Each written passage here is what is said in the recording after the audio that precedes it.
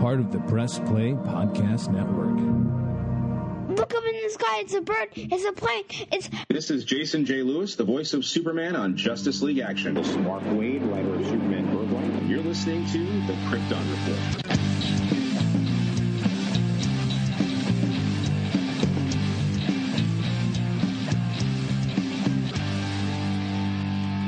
Look up in the sky. Welcome to the Krypton Report podcast. I'm your host, Tyler, the Superman of Blue, the Man of Tomorrow.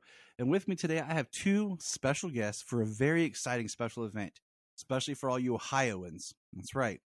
All three of us. It's like, you know me, small town Ohio. You know James, who's not here today.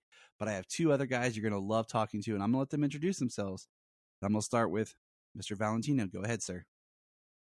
Hi, I'm Valentino Zullo. I am a professor of English at Ursuline College, and I'm a comics fan, which I'll go into, and I'm one of the co-directors of Superman's Cleveland, which is an 85th anniversary Superman event happening, well, starting next month, less than a month away at this point. Oh, yeah. In Cleveland.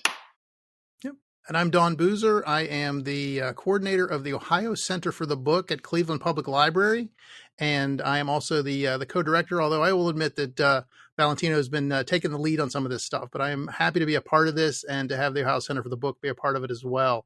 And I will say that I like to refer to Valentino as Dr. Zullo simply because it sounds like some sort of comic book villain. So Dr. Zullo. That's what I'm going to put him as. I'm going to edit it and be like, and Dr. Zullo. That's awesome. Well, thank you guys. Sorry, Valentino. I couldn't help myself. Sorry. No, I love it a lot. You're not the only one. I love that people think my name sounds like a supervillain name. I think that is very exciting. That's why I spent 13 years in school, so that I could get a supervillain name properly. Yeah, he's like, you had that higher education, you know. Yeah. He's like, just don't ever, it just makes me think about that scene in Unbreakable. I should have known when they called me Mr. Glass. I should have known when they called me Mr. Glass. But welcome, guys. I'm excited because Ohio, I feel like a little background about me. Like I just, this past year, I finished film school and stuff like that. It's a whole nother story, but like, so I talk about movies very passionately. Oh, shut up, Siri. I watch this on Flirts. I always said if I were to film a Superman movie, mm-hmm. I would go to Cleveland, get some exterior shots of the Cleveland Public Library and some downtown, and just really pay homage, even if I was filming something that was to be in Smallville, because where I live, there's a high school that their middle school is an old middle school, and it was the perfect idea. Like I would shoot for Smallville High. It's surrounded by cornfields. Their colors, they're the crows. They're black and red, and everything. So like, I just feel like Ohio has this great presence of Superman that doesn't ever really get honored. And we all should know, if you don't, listeners, that Jerry Siegel and Joe Shuster came from Cleveland. That's where they live. This past year, I've talked about, I finally made the trek to see the Shuster house, or the Siegel house, and the Shuster area. And I have a picture of me and my kids standing in front of it and everything. And back in 2018, we did the From Cleveland to Krypton. We came up there for that, and that was exciting. And I've always felt that Ohio needs to embrace more that this history of this legacy character that, you know, transcends time, generations, and is one of the most popular characters on the planet, that it was birthed here. So I'm excited. And that's one of the things that always surprises me about Cleveland too. I mean, we're one of the few places we have what we're calling a semi-permanent Superman exhibit on display here at the library, here at Cleveland Public Library in downtown Cleveland. And it's one of the few places in the city that really celebrates it. I mean, there's a small exhibit at the airport where there's our exhibit here. There's the house. But really, other than that, it's really surprises me that it's not more capitalized on. I always come back to the fact that Metropolis, Illinois, the only thing they have is the name of the city, and they've just run with it. Mm-hmm. So the fact that we actually have the bona fide connection, it's like, come on, it's like we got to do something with this. I've often wondered why the city hasn't purchased Jerry's house and made it into a museum. Like I know the neighborhood's not in the best and everything, but I just feel like that would be amazing to have the house and actually make it into a museum. I'm sure there's politics involved. Not that that's ever a consideration, but I agree. I just, like you said, I've been to Metropolis, Illinois. It's wonderful. Love the Superman Museum. Plan on going back because they've updated it and expanded it and everything. And my kids are old enough now that I can take them and they can really enjoy it. So yeah, I was just going to jump in and No, go say, I for mean, it. I think you're right. I mean, I always wonder why they haven't bought the Superman house or why a private organization hasn't done it. I mean, we have the Christmas Story house, which arguably is a much smaller contribution to popular culture. I mean, Yes. I don't know. These are fighting words. No, maybe, I mean, but... Christmas Story is big, but Christmas Story doesn't Yeah. transcend generations, Oh, Yeah, and the I've always legacy. wondered about that. Yeah. Yeah, like I said, we went to it and I was like, it was awesome. But I'm like, man, how cool would this be if you could walk through it and really, have some of the historical artifacts and things that, I'm sitting here, you guys can't see. I'm in my office, which is my Superman room. Like, it's all my collection that I've had since a kid, things I bought over time. I'll take a couple pictures and email them to you just so you have an idea. So I'm Nice. surrounded by the legacy of this character when I'm sitting here. I even have a Superman tattoo. And I have Kryptonian writing. I have my wife's name and like this little like love message to her in Kryptonian on my arm. So it, that's awesome. it's something that means something to me. And it's one of those things like I'm from Ohio and Superman's from Ohio. But I always get frustrated. Like I wish they had just made Smallville, Ohio instead of Kansas. That's another debate for another day. So, but I will just real quickly say that's one of the reasons at the Ohio Center for the Book that we've taken as one of our charges to promote comics as a medium of expression, because we have such a rich history in comics in the state that it's Superman, but it goes so much beyond Superman as well. And the fact that we're able to capitalize on that connection to Superman, I think is just the coolest thing. Yeah, I mean, Ohio Week, it's the birth of the superhero. Justin Green, who's from Ohio, originated the autobiographical comic with Binky Brown Meets the Holy Virgin Mary. I mean, you can't go anywhere without like seeing a graphic memoir now, right? Whether it's Fun Home on Broadway, another with Alison Bechdel, who's another Ohio author, or wherever you go. I mean, between the origin of the superhero and the origin of the graphic memoir being connected to Ohio, I think we've solidified ourselves as the state that should claim comics, I think. And even going back to those early days of the newspaper editorial cartoons and things like that. And absolutely, Tony Isabel. Isabella. He's from Ohio. He's in Ohio. He still lives there. Yeah. We've actually worked with him on some workshops and things like that. He's a great guy. He's part of the programs as well. He's giving a workshop October 28th. Yeah, but, I already made my own little, like, I'm going to try to come up a couple of times. Nice. Is my goal. I'm going to try to bring my son up with me too. He's interested. And we'll get into all that guests because you have a stellar set of guests. And there's a couple that I want to come to that are during the week that I'm like, I don't know if I can pull off just because it's like 2.5 hours drive, which isn't bad, but just during the week it can be. Yeah. Right. Well, that makes for a long night. Not as young as I used to be. Yeah. Especially when you got kids, because then you're like, I'm not sleeping. But let's get into it. First of all, we'll talk about the event and what's going on and some of the guests and who you're most excited to see. But let's start with Valentino. Where does your fandom start for Superman? Like, where does your love for comics or, how that all got together? Where does that start? Yeah, so I'll start with my love for comics because that definitely comes first. So, when I was a kid, I used to play Sonic the Hedgehog video games, as many of us did that, in the 90s, and so it was Sonic or Mario back then, right? That's what you played, and pretty much, yeah. Yeah, and so I played the Sonic the Hedgehog games, and at one point, one of my friends showed me that there was a Sonic the Hedgehog comic, and I was just thrilled about this, and so. My mom and I were at Revco, which now is CVS. We were at, so this is a while back. I remember, like, you said that, and I was like, that sounds familiar. Wait, what is that? Yeah, Revco. We're going back now. Yeah, I'm dating myself now, but we were at Revco, and there was a Sonic the Hedgehog comic. It was issue 40. That was not the first one I saw, but that was the first one I bought.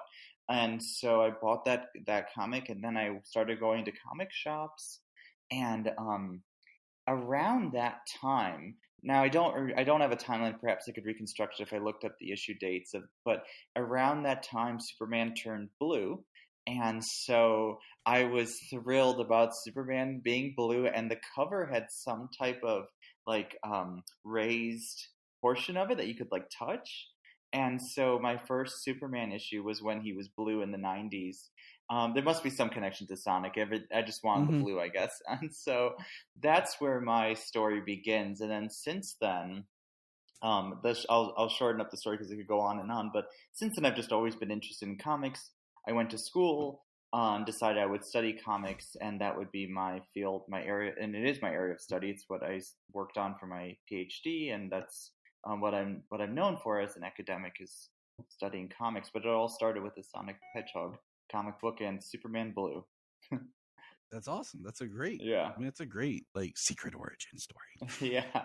The origin of Dr. Zulo. You know, yeah. I mean, I don't usually share the Superman Blue part, but I was like, well, I'll share it for this. Usually I like leave that out because people don't know. They're getting into that is like too much, but this podcast, I was like, you all know what Superman Blue is. I mean, that's our shtick. Like we pitch it as I'm Superman Blue. My co-host James is Superman Red. We always when we hang out like blue and red, and you know, for most people, there are more than one version of Superman Red and Blue. Everyone always thinks of the electric, but there were two others, one in the past and one recently. But you know, but what's funny is, I had Superman comics growing up, off and on. Like I just remember I had a birthday that I just had a bunch of comics given to me. They were Batman and Superman all mixed in. But one of the first ones I got was with an action figure, and it was. I'm horrible at remembering numbers. That's my weakness. That's my kryptonite. It was an action comic, a Superman in Action Comics, and it was shortly after he had turned blue, because basically the whole issue is kind of a summary since the John Byrne Man of Steel till that point of just like his history and everything that had happened to him. So it was like this perfect comic for a kid who like, why is Superman like this? What's going on? To just kind of like read and be like, oh, so this is what's happened to him. And that was the first one I remember that I kind of bought. You know, it wasn't given to me. Like I just remember picking it out with the act because it came with the action figure. But Don, what's your secret origin? Well, I mean, my childhood goes back a little bit farther than Valentino's, but I remember being in like 7th and 8th grade and discovering, I don't know whether they're fighting words or not, but I was more of a Marvel than a DC reader back in the day. Okay. So definitely the X-Men and Thor and all of those. And so that sort of just followed me throughout my entire life as far as the interest in comics. Whenever some of the movies, the earlier movies came out and stuff, and Iron Man was also another one of my favorites. So whenever the original Iron Man movie came out, I had been waiting years for that. So I thought they nailed the character and the whole Tony Stark thing, and so I thought that was really well done. So I was happy about that. But I will say that for me, then going back that way, is that Christopher Reeve has always been the quintessential Superman for me. All the new ones, Harry Caviezel and Cavill is a good Superman, but in my mind, it always goes back to Christopher Reeve and those original Superman movies. Cool. I mean, you know, I tell the story, and I won't do it too much so listeners don't always. But as a kid, I had tape from TV Superman 1 and 2. And the thing is, for the longest time, I didn't know they were separate movies. Because as a kid, like I'm just watching it. You know, it's in the background. I'm playing. I'm watching it, and it wasn't until I had that until Superman Returns came out, because then I could easily find the DVDs. You know, because I never remember being able to find the VHS or anything. I always had that, and I bought them, and I was watching it, and I was like, "Wait a minute, wait?" What? And then I realized, oh yeah, that's because it was two movies. I just, as a kid, didn't think about it. Like, I also had a taped from TV copy of Return of the Jedi for the longest time, and I can still watch Return of the Jedi now and almost tell you when the commercial breaks were because it was so ingrained in me. So, you know, my next question, I'll go back to Valentino, is who is your favorite Superman? Now, I believe there is no right or wrong answer, because I had a recent guest that we talked about this, and I kind of agree. Like, I don't want to say I'm like a fair weather fan. I like them all. they all represent something different to me. And, you know, I always say, like, I always was really tight with Tom Welling because when Smallville came out, I was a year into high school. Mm-hmm. And then when Smallville ended, I had just gotten married. So, you know, in that final season of Smallville's Lois and Clark trying to get married and all that, I had just gotten married.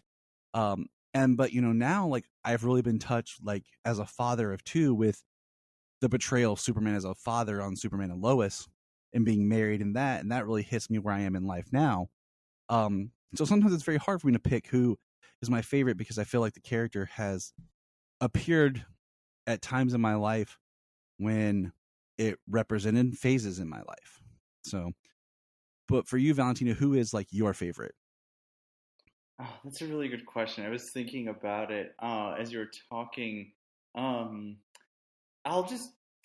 Today I will say today because I think it changes over time. And I respect that.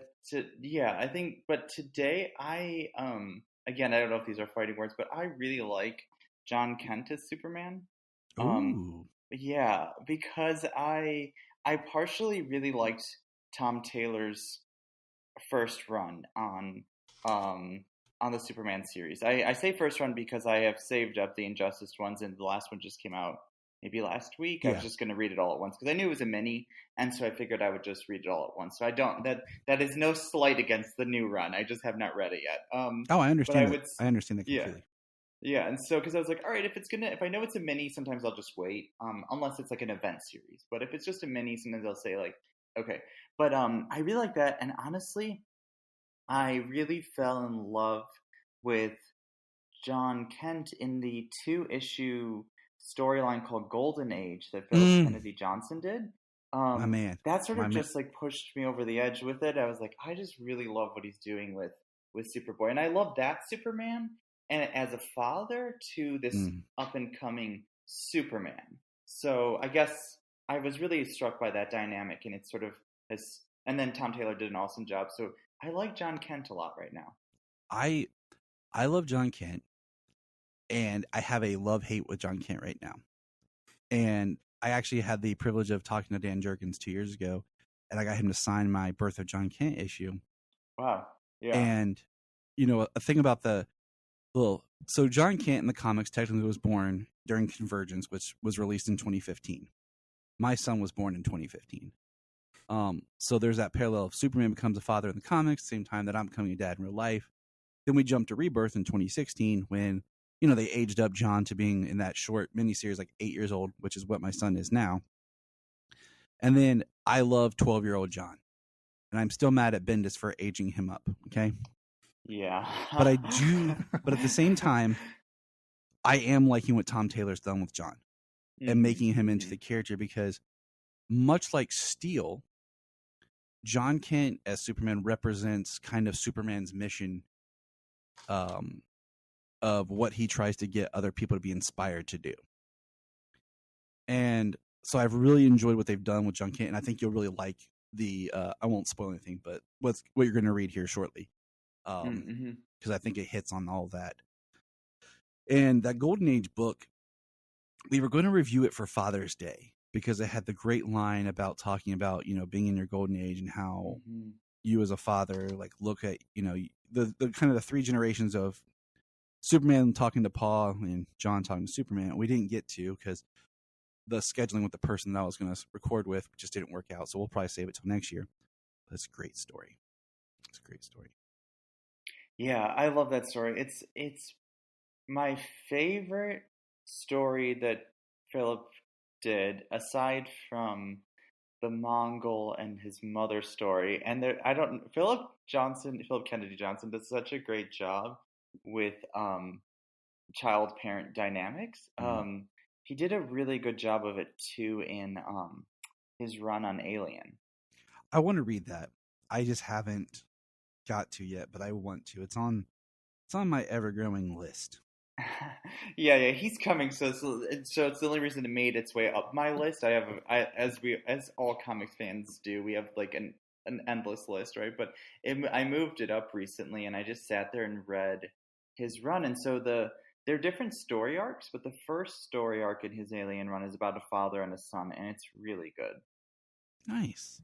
Now I'm going to ask you guys both one of those hard-hitting Superman fan questions. The one that divides the fandom. Yes. I'm going to ask Don first. Don, trunks or no trunks?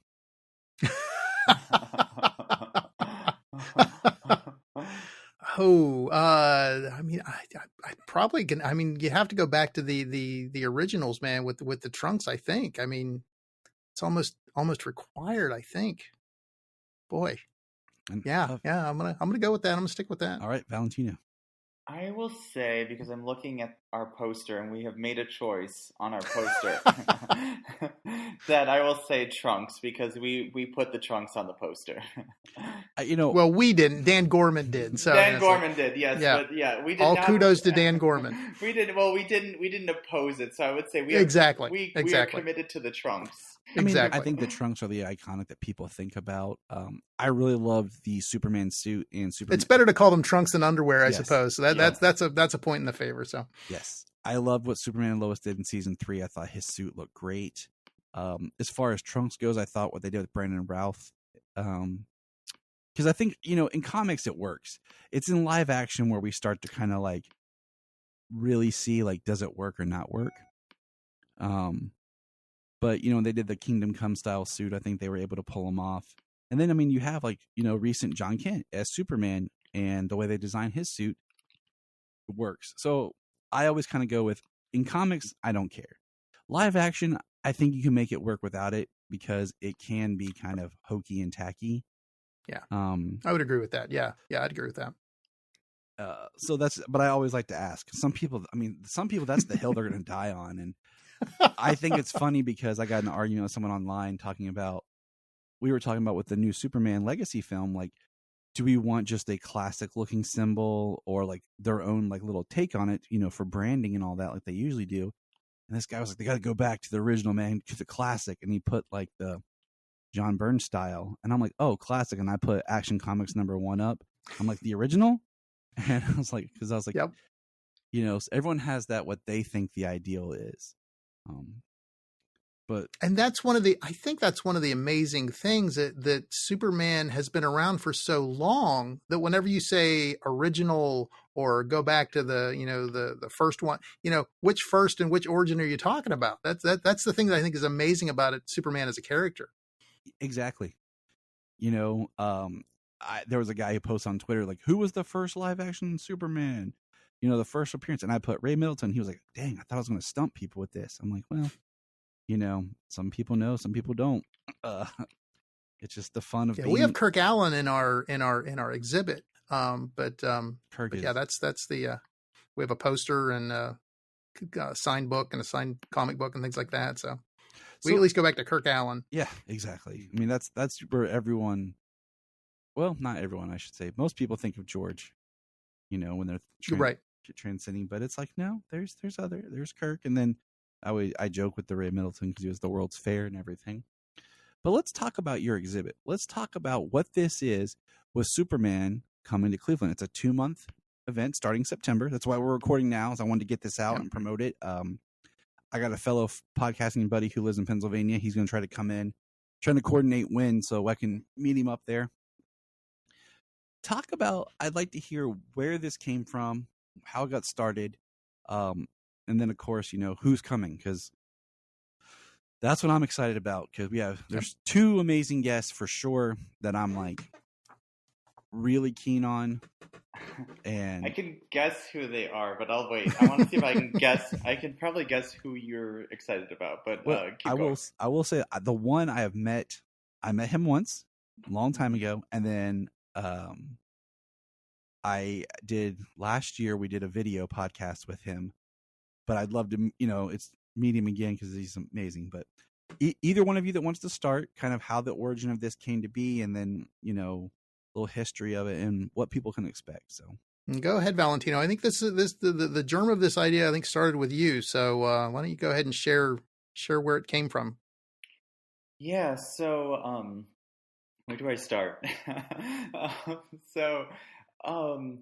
I think it goes back to the question that we had earlier about, Cleveland recognizing what it has. And I think that I often say that Superman is Cleveland's greatest export, especially today. We're not exporting steel in the numbers that we were, right? So I think Superman is our greatest export. The Rock and Roll Hall of Fame told me, they said I can say Superman and rock and roll. Nice. We had a bit of, no, it was fun. It was a fun little, but they were like, you should say Superman and rock and roll. And I was like, okay, I'll take it. If we're fair enough, fair enough, yeah. Rock and Roll Hall of Fame's great. I haven't been in years. Well, actually, a decade at least, but it's nice. Yeah, it is nice, and they're one of our hosts. They're hosting one of our events, as we'll get into. So, but it started there with just like a recognition from years of thinking like, okay, we need to give credit to Superman, to the history of Cleveland, having created this character, having contributed to comics history, defining it really in many ways. And so I wanted to just give credit, and it was, I thought, I've been working with the library for 10 years, and we had done a Wonder Woman program in 2016, and that was sort of smaller. It was a 3-day event, but that was successful. It went well. And so I said to Don, like, do you want to see if we can celebrate Superman? Admittedly, the original intention, the original plan was like 8 events, and now it's something like 25. That's because I finally had to stop you. So that's yes. I kept like coming up with new events and new venues, and I talked to this person. They're really excited to be a part of it, and I'm like, okay, let's go ahead. One more. We're adding one more. But yeah, at one point we had to stop. But yeah, the idea was just to celebrate Superman, and it was the 85th anniversary. And we didn't want to wait until the 90th or the 100th, so we figured this is a good round number to celebrate. Yeah, and so that's where it came from. It's just really like going back to that idea of like sort of recognizing Superman's history in Cleveland. That's why we called it Superman's Cleveland. We debated about what to call it, and we just really wanted to highlight those two pieces of it. That this is as much about Superman as it is about Cleveland. And our subtitle that we've tried to sort of include in some of our stuff too is Lineage and Legacy, because I think he has such a long lineage in Ohio and in Cleveland, and his legacy is just all encompassing with comics and pop culture and all that sort of stuff. Yeah, and I have to say, going on record, we said legacy in our grant proposal way before James Gunn did. So that is not intentional, and I was not intentional. That was not intentional. I was like really worried when that came out. I was like, please don't hate us. So different title, but legacy appears in both, and I think it's just in the air. But we definitely, yeah. I mean, I don't know. Like, the documents at DC may go back further than us, but like in terms of public statement wise, we wrote the grant way before that title came out. You're like, this is what you get, James Gunn. Take that. Yes. No, and I will say I was very excited about getting Dan Gorman to do original work for the main piece that we've been using to advertise and everything. I just think it turned out very cool. The Cleveland skyline is spot on. I think he did a great job, and it just sort of encompasses what we're trying to get across. Yes, it does. And I just gonna let everyone know it will be in the show notes, the link to the program and everything, so everyone can check that out because it's going to be amazing. Yeah, no, we're very excited about it. I mean, there's going to be a lot of different ways to engage too, which I think like that's one that was also like sort of in the original proposal. We talked, not just the proposal, but like just us talking. We wanted different ways for people to engage so that it didn't feel like not like there's nothing that we don't want it to feel like, but we just wanted to create an event that would allow us to celebrate Superman in many different ways, from like doing trivia to making comics to hearing authors talk to watching a movie, if that's how you want to engage. We just wanted to create like many different ways that we could reach the largest possible audience. Yeah, and we wanted to make sure it was for something for all ages too. So we have some things that are more geared towards the younger audience, and ones that are know Superman really well, or the ones that know Superman really well, and those are just being introduced to him. So we tried to really like you said, just hit as many different communities as we could. And I appreciate that. I just want to insert that because that's something I strive for, even with my podcast. Is like it's an all accessible age. It's something I think Superman is a character that you should be able to come to and not be worried about content. This morning we make it a ritual. We didn't get to this Friday. We've had a very busy weekend, but usually Friday mornings when we have breakfast as a family, we watch My Adventures with Superman. And because my kids always know Friday, they're excited. That's when it's out. We did that this morning. We watched the newest episode because we just have had a really busy past couple of days. And I'm loving that show, and I'm loving that my kids are generally excited for that show. I'm not like forcing them on it, like, hey, watch this with daddy, or you guys want to watch it. No, they're genuinely invested and interested in it. And I think that's something that's been missing. So I'm glad that you guys, you have your way of representing, like, we need to have something for the kids. Yep. Yeah. The zine making workshop, I think, is going to be really cool with our local Zygo Press organization. I think they're good. They're doing some original artwork for that as well. So it'll be like a poster on one side and a zine, how to make a zine on the other side. And so it's going to be a really cool program, I think. Yeah, I'm pretty sure that's marked down. Like I said, I'm looking at bringing my son with me to events, and we're trying to map it all out. So, and they will also be at the conference as well. So we have them working as a part of the conference as well. Though people will be able to silk screen their own poster to take home with them. So that's exciting. I'm running out of space. I actually have posters on my ceiling, like in my room, because it's a beautiful, like I used to at our old house. I took over like the basement, and in this house I have a nice little like room upstairs, but I'm running out of space, so just take over the kids' room, whatever. There you go. Yeah. No, that's what you do. Yeah. No, I think that'll be a good day. There'll be screen printing. That is the day that Mark Waid will be at Cleveland Public Library, who is, I am assuming, the person you met years ago that you're excited to see again. Yes, it is. Yes. Okay. Yeah. Mark is a fabulous writer. I'm really happy right now. He's back at DC and he's crushing it. Mm-hmm. I first met him, like he was the first person I ever interviewed for the podcast, and it was rocky because I was still learning how everything worked. I'm approaching comics legend. My equipment wasn't as great. I've gotten better. This is almost 10 years ago. And he was awesome. And I have signed, he has signed my Kingdom Come and my Birthright, which I'm hoping to get down there to get the artist. I can never pronounce his name correctly, so I don't even want to try. Because I've heard Mark Waid pronounce it, and it was not how I thought it would be pronounced. I think it's Lineage. But I want to, get him. So I'm very excited to hear Mark speak. Yeah, no, we're very excited about that. That was I think all of them were achievements, I think every one of them, but that was, how do I put this? We have connections with Laura Siegel Larson. We have connections with Sina Grace. We've worked with them before. We had no connections with Mark Waid or Philip Kennedy Johnson. And so I didn't know how those would go. Like with Sina and Laura, like I was like, we've worked with them before. We're friendly with them. Like I know they'll want to come. And I just didn't know. Maybe I figured maybe these people are too busy, which is fine, but it was so when Mark said yes and when Philip said yes, I was like, wow, this is great. This is going to be a huge party now. Because those are two people that we have not worked with before.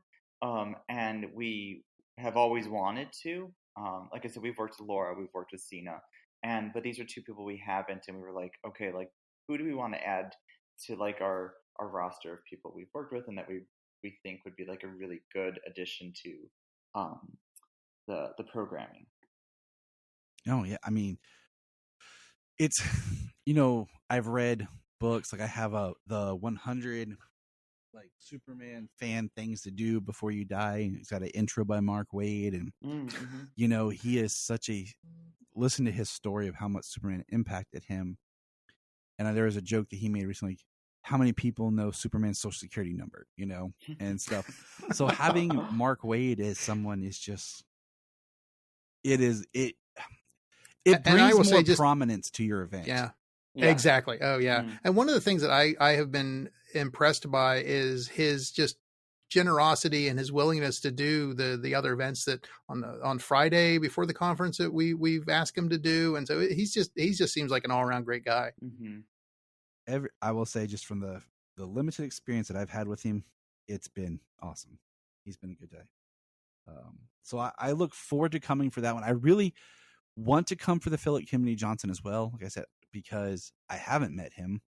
I'd love to get some things signed and just talk to him, at being the current, main title writer and shepherd of this, kind of the shepherd of this era of Superman. Oh yeah, absolutely. Yep. Yeah, no, I'm really excited to meet him. He's also, I can tell you just from email, like he's super nice. Also on the phone too, he's super nice. But just like I've gotten to know him over the past couple months, just on phone and email, and he's like just such a nice guy.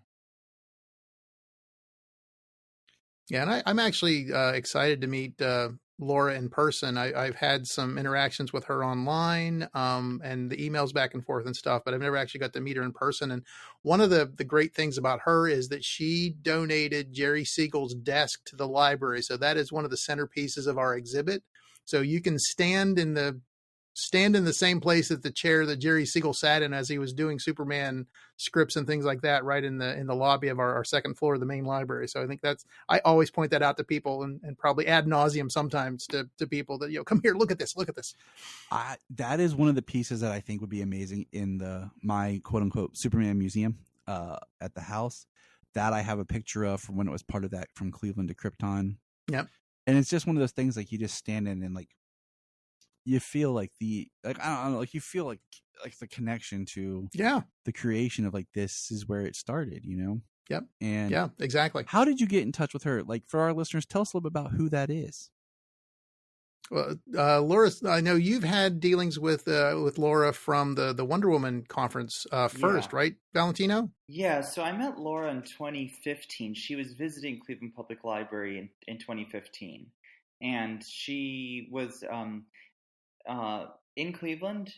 She was doing some work at the library, wanted to sort of scout out the library and see it. I think I don't remember it. It's been a while. I don't remember why, but I think she was there meeting with some people at the library, and I happened to be there the same day. I can't remember why. Maybe I was invited. I don't remember. I just remember being there, introducing myself to her, and I said, I'd love to bring you back sometime. We're doing some Wonder Woman programming in 2016. And I know you're not a legacy figure for Wonder Woman, but you're Jerry Siegel's daughter, and I think Lois Lane has as much has a great connection to Wonder Woman, and so let's bring you, especially since we're hosting the event in Cleveland. It's a good connection. So she's come a few times. So we invited her in 2016. We invited her again, I think.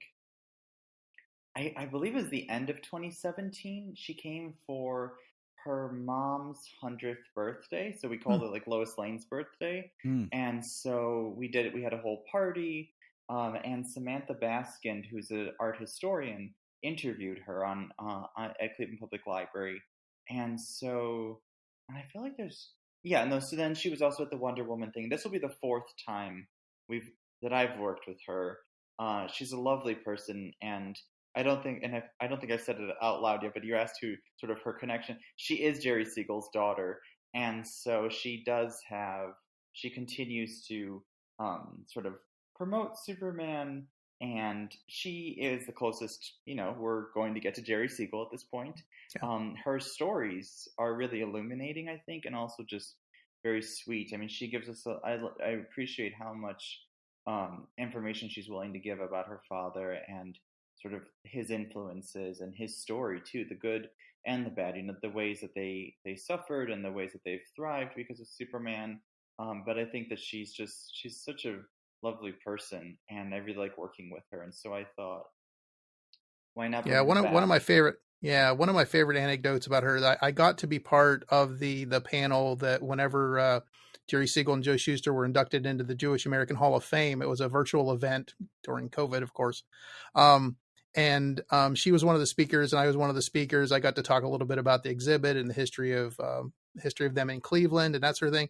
But Laura told a story about sitting on her dad's lap and banging on his typewriter at the very desk that we have on display here at the library. So that is one of the things that always sticks into my head, is imagining Laura as a small child sitting on her dad Jerry Siegel's lap and like banging on his typewriter at that desk. It's a very charming image, and I think it just really humanizes the whole thing too. Yeah, it does. Yeah. It brings, I think, the character back to a humble origin and story of its beginning. And if I'm not mistaken, isn't she hosting like a viewing of Superman 2? Is that what was listed on the site, I think?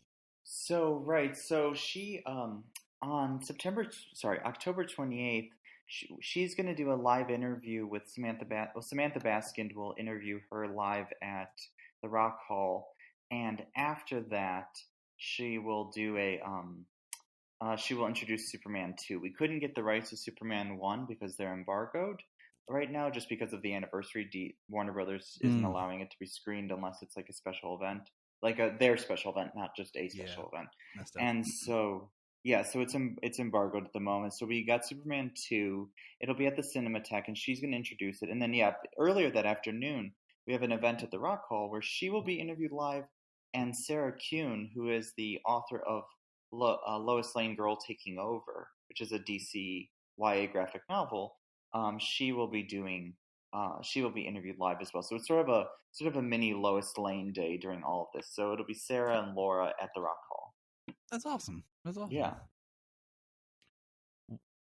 That is one of the more, like, I feel like for Superman fans, that is a big get in a history, because I always am drawn to, it's awesome meeting like the actors who have played Superman. I've had the privilege of meeting several of them, interviewing a couple, but going to the history of the creation and that creative energy is part of her and her legacy. That's to me even bigger, because we don't have the opportunity to meet Jerry and Joe.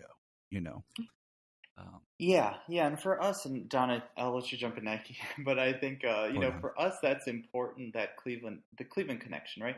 Like, I mean, the actors are fantastic. I mean, it would be great to have any of them, or the directors at our events, but for us, like, first and foremost, like we said, is the Cleveland connection. So we wanted to not everyone's connected to Cleveland, but we didn't want to lose that in some way. So a lot of our guests are Cleveland connected, or, in this case, it's Laura lived in Cleveland as a young kid. And so we wanted to really highlight that part of the history too, and say, like, okay, this is, none of the creators that we're bringing are from Cleveland, but Laura is. That's awesome. Yeah, I fully agree. We wanted to try and get that Cleveland, Ohio connection with as many aspects as we could. So that's why I'm excited about having Tony Isabella back to do a workshop for us as well. So yeah, Tony, and then Chad Bilyeu and Terry Liebenson. There are a lot of local creators that we've involved in the programs. And Terry Liebenson is a middle grade graphic novelist. Her Emmy and Friends series is really popular. It's a New York Times bestselling series. She happens to be in Cleveland, and so and she's a lovely person. So we wanted to bring her and just highlight different Clevelanders too, as we highlight these. As we also bring in these big creators from out of town, that we also want to highlight the big creators that are in town. And that's how it should be. Well, that's a thing that seems to we keep using the terms like these are all lovely people. Everybody's been great to work with too. Everybody's been very excited about it. So that's been kind of fun to see too. Yeah. That's that. I don't realize how often I say that, but yes, it is the case that. but it is the case. Yeah, it is exactly. the case that I don't think we haven't hit any speed bumps. Like, there hasn't been a point where we were like, there's never been a disappointing moment. Like, I mean, there's never like something where somebody was like really terrible or something like that, and you're like, oh, why am I doing this, right? Like, that can happen. and every step of the way, like, we go to the Rock Hall and they're just like, yeah, we want to do this, and I expected the Rock Hall to say no. Or we go to Cleveland Museum of Art and they said, yeah, no, let's not only do we want to do this, but let's put it as one of our like main events in October. Like, so every step of the way we've just gone like it's like we're playing Mario and we keep getting like the mushroom that makes you, or the star that makes you shiny, right? Yeah. I feel like that. I was like, this is great. Every time we talk to somebody, like Mark Waite's like, this is fantastic, and like everybody's like, yes, this is great. So yeah, we are getting the star every time. Yep. Now, I do want to ask, are most of the events and things going on, are they free to the public? Is there cost involved?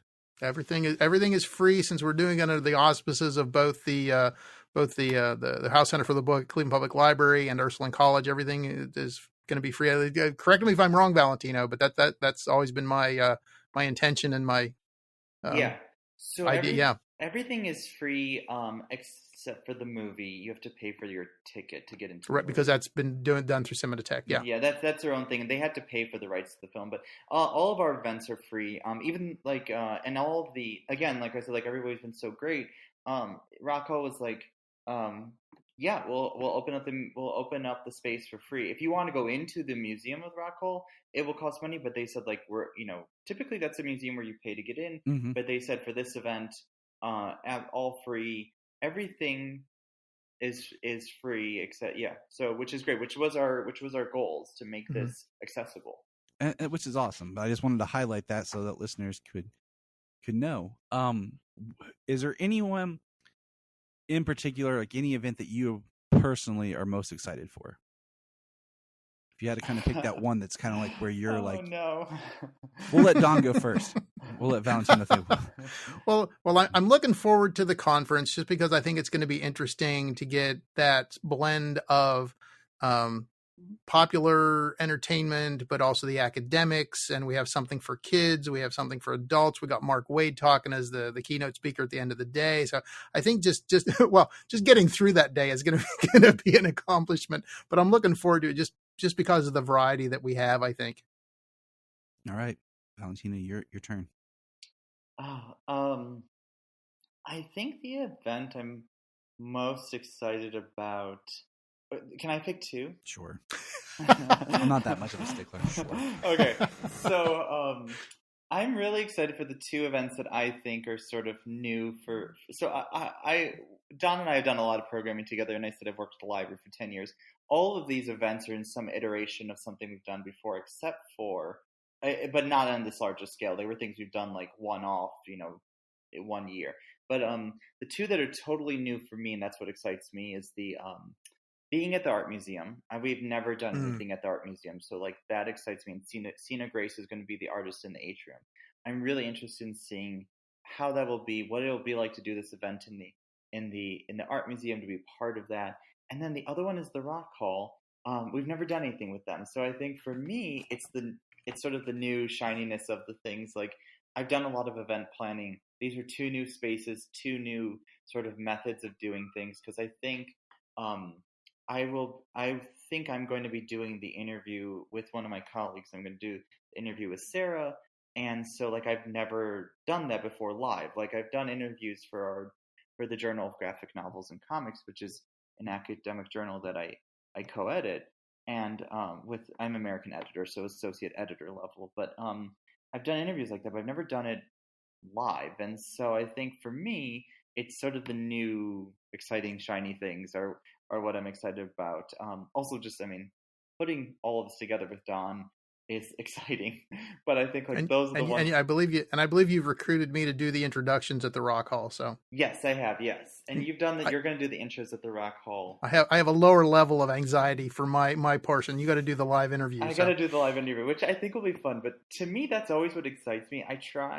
For me, what's always interesting is like doing something new. And Don gets that with me, because I'm always like adding things. But I don't know. Like, I want to do the things we know we're good at. Like doing the workshops and other partnerships that we've already done before. But I always like seeing like, okay, like let's try something new with the art museum and see how this goes. And so those are the two that excite me, because they're entirely new for us. We've never done anything like it. Awesome. That's exciting to hear. Like I said, I am planning to come visit. I want to do more than one day. One of the ones that I want to hit, if I can work it, is the Brad. I'm gonna try to pronounce the last name. Is it Ricka, who wrote Superboys? Yeah, I think it's Rika. I think. And I apologize if it's incorrect. That's okay. I'm not sure if I'm right. I talked to Brad, and I've never actually had him correct me. So I really I've said enjoyed his book. I loved it so much that I bought it for my friend just on a whim, for him to read. And it was reading that book, and I had read other things, before, that I kind of thought, I there is a movie that should be made about Jerry and Joe. Yeah. And I've been toying, like, one day my wife and I sat and I kind of spitballed certain scene ideas with her and framing of how I would do the film, because I feel like, back we had that story about William Marsden, the film, the pseudo, like, was it Professor and the Wonder Women or whatever.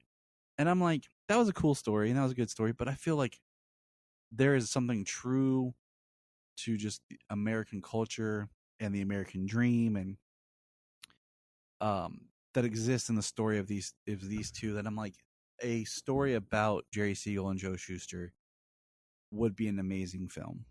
And yeah, there's a lot of drama in their story with all the court cases and all that kind of stuff, and so there's definitely some drama there. I mean, even like was it, I don't even remember how long ago it was.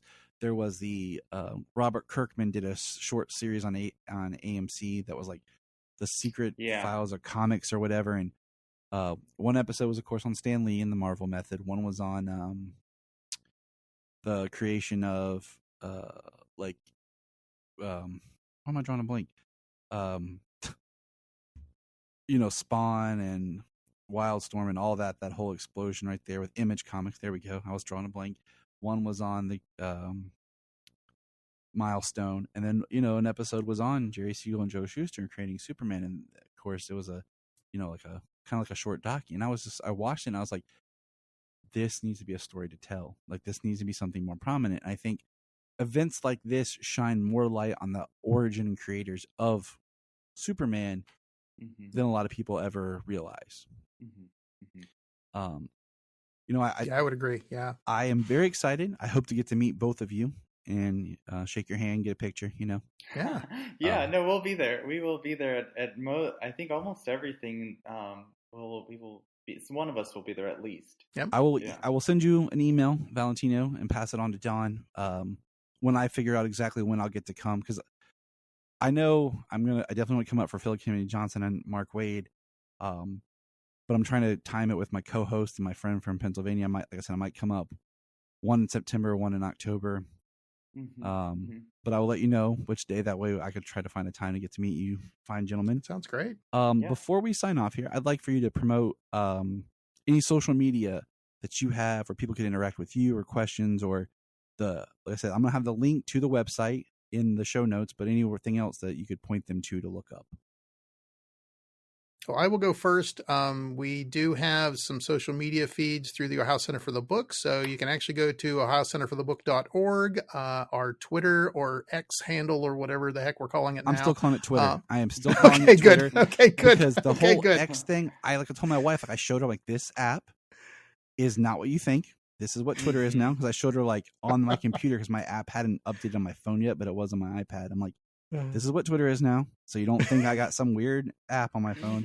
And fair enough. And I'm like, I just feel bad going and looking at X. Oh yeah, it just feels wrong. So anyway, so for the time being, we're there. We're CPLOCFB, which is Cleveland Public Library, Ohio Center for the Book, and we also have a Facebook page for the Ohio Center for the Book as well. So awesome.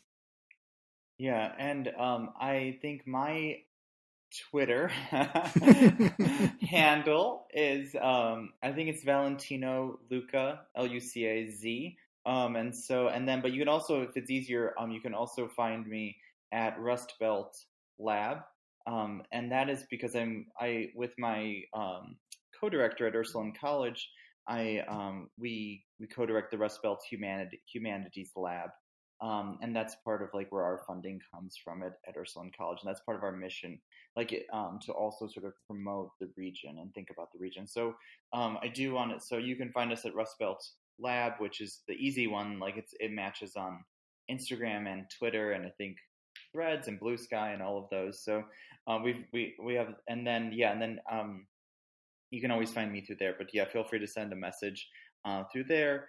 But I will also say, so that's the social media. I will also say, because we're supposed to say this, and we sort of said it, but we're supposed to thank the Ohio Humanities Council for indeed. funding for this event. Ursuline College, which is the college I'm at, which I've mentioned before. Don mentioned Cleveland Public Library and the Ohio Center for the Book, and we have tons of other partners and sponsors. The Siegel and Schuster Society has been very generous too. So the Siegel and Schuster Society has been very generous. Yeah, Carol and John's Comics has been very generous. They are hosting several of our signings and promoting. So there's a lot of, and you can see a lot of our partners and sponsors on the website. But I think, reach out. We'd love to chat. If you have any questions, we are happy to answer them. But yeah, so feel free, and then come see us in person too. You don't have to just find us online. We are live, real people that will be in Cleveland this fall. Well, thank you, gentlemen, for being here today and talking about this. Like I said, I will be chatting with you here in the future. Thank you very much. It's been quite enjoyable. You're welcome. Yeah. Look up in the sky. We just want to say, if you've enjoyed this podcast, please check out other podcasts on the Press Play Podcast Network. If you are like Tyler and James and can't get enough super talk, check out these other podcasts. Digging for Kryptonite, Supergirl Radio, The Last Sons of Krypton, the Superboy Legacy Podcast, All-Star Superfans, Superman the Animated Podcast, The Aspiring Kryptonians, Always Hold On to Smallville, The Geek of Steel, and Truth, Justice, and Hope. Remember to check out Krypton Report on all social media platforms. Go to linktree.com/Krypton Report. You find all of our... Part of the Press Play Podcast Network.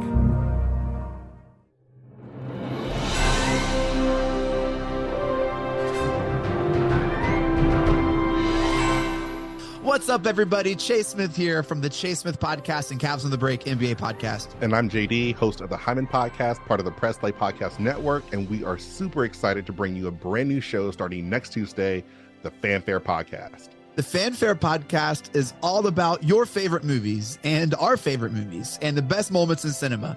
To help guide our discussion, each episode will feature one classic, and we will grade this movie using a report card-like scale A through F. We're going to be grading categories like acting, directing, cinematography, the score, and even the movie poster itself. And when we're not featuring a movie report card, we'll be sharing our movie rankings, franchise deep dives, actor and director interviews, and everything in between. Movies have been a major part of our lives, and we cannot wait to share our thoughts with you. Our premiere episode will drop Tuesday, June 27th, and JD and I will be reviewing Raiders of the Lost Ark in preparation of the release of Indiana Jones and the Dial of Destiny on June 30th, the 5th installment of the franchise. Join us on the Fanfare Podcast, available on Apple Podcasts or wherever you listen to your podcast. Hello, Brooks here with the Books with Brooks monthly book club podcast. Here's how Books with Brooks works. We read one book a month, and then we talk about it. Classics like Stephen King's The Shining, debut novels like We Are the Brennans by Tracy Lang, and tons of other compelling, life-changing stories, one book and 1 month at a time. So come read along with us, and then listen in. Before we start this episode of Krypton Report, I want to take a moment and just give a shout out here to our Patreon. I know what you're thinking. Gosh, everyone's asking for money, and I get it. But our Patreon is only $1. $1 a month that helps us keep the podcast going. And what we do is we try to find interesting shows and topics and whatever we want to talk about. We've done, as of this little thing, our last recordings were on the Scream series. Brian and Tyler, that's me, do our own show where we record in the car, and it's kind of funny. And we talk about pop culture or whatever is going on. We also have the Supernatural podcast we've been reworking. It's taken some time just because of life. But we do movie commentaries as well. It's something that James and I have done, what we used to do on the main show that we've started doing here. So for $1 a month on our Patreon, you can get those shows. There's at least 4 a month. Also, there's my movie pitch show that I do. But also, what we want is if you're a Patreon, you can come on. You can come on the main show if you want. Or if there's something you want to come on and talk about, we can do it as a Patreon special. So all I want is for $1 a month, think about chipping in, joining our Patreon, and you have a voice to be a part of things. Follow the link in the link tree or in the show notes below, patreon.com/Krypton Report. This is Dan Jurgens, and if you want to have a good time, keep listening to the Krypton Report.